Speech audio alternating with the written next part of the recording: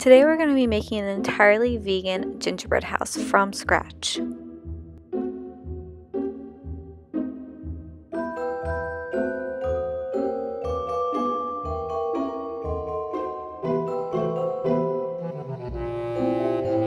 So to start, we've basically taken my vegan gingerbread recipe and we've basically doubled it so that it is enough dough to make a gingerbread house. I have a few templates listed in the recipe, so be sure to go check that out. But right now we're just going to cream together the softened coconut oil and coconut sugar until it is all combined. Once the coconut sugar and the coconut oil are combined, we're going to add in our ground flaxseed mixture along with the molasses.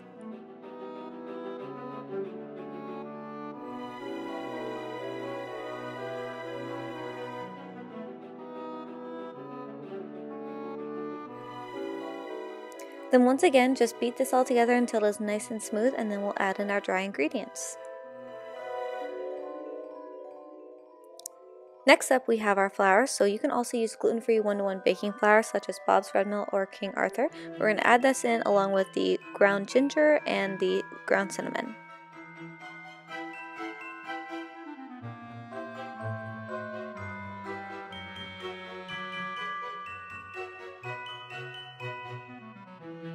Once the dough is ready, you can actually just form it into a large disc to be ready for chilling, or you can actually separate into 2 medium discs. I'm just going to do 1 large disc, and then I like to wrap it in parchment paper so then I can recycle the parchment paper afterwards, but you can also use plastic wrap if that's all you have.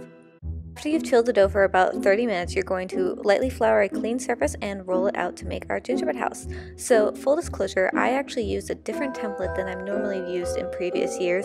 It's not a template that I recommend. It's actually for a pretty large gingerbread house, and I actually ended up having to make even more dough. So I recommend using the templates I've included in the post linked down below.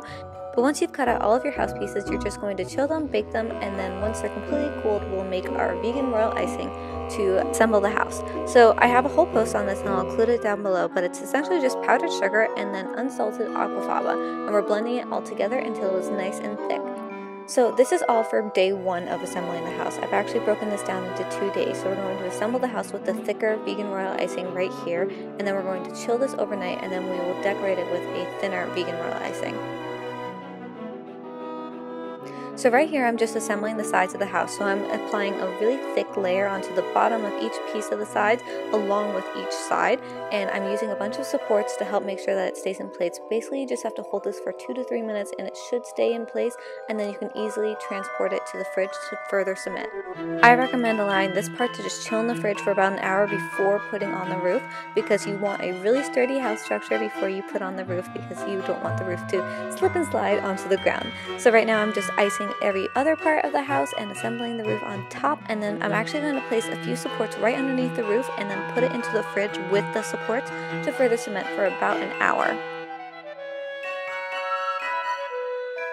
You can also use any extra vegan royal icing that you have right now to just fill in any gaps that you see that might compromise the structure of the house, and that way you can rest assured that your house will be completely stable and won't fall apart as you're decorating. So we're going to pop this into the fridge overnight, and then we can decorate the next day. I'm going to make another batch of vegan royal icing, this time on the thinner side, and I'm just placing it into a piping bag, snipping a little hole at the end, and then you can just pipe your decoration onto the house.